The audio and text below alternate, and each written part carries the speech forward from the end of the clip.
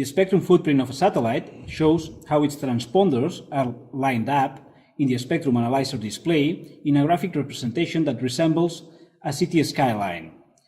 The easiest way to identify a satellite if you own a Ranger product is by using the stealth ID function. But we should also add that you can use the spectrum footprint as well if you like. So let's have a look at how this function works.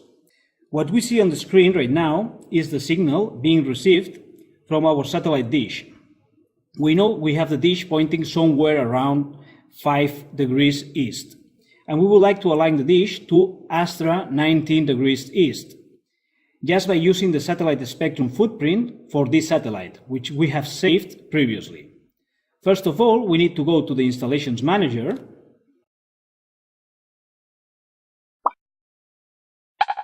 select the installation where we have saved this footprint,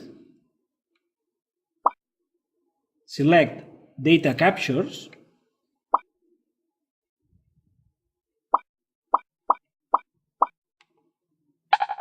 and choose the footprint for our satellite of interest, in this case Astra 19 degrees east.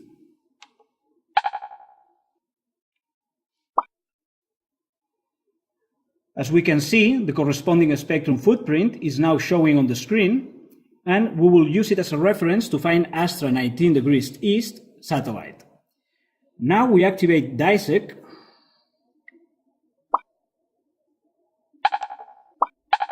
and start moving the dish rotor until we receive a satellite signal that matches that of our footprint of interest. When this happens, we know that we will be receiving the signal from Astra 19 degrees east. The best way to create your own footprints is the following. First, we need to go to the Preferences menu,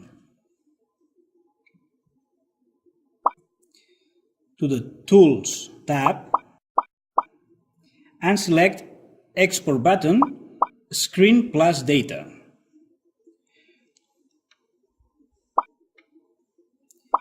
Now we go back to the Spectrum Analyzer mode, move the dish until we receive the signal from the satellite we want to take the footprint from, and we press the Screenshot button. We write an appropriate name for that footprint file that identifies its satellite, and we will have it as a reference for future use from now on.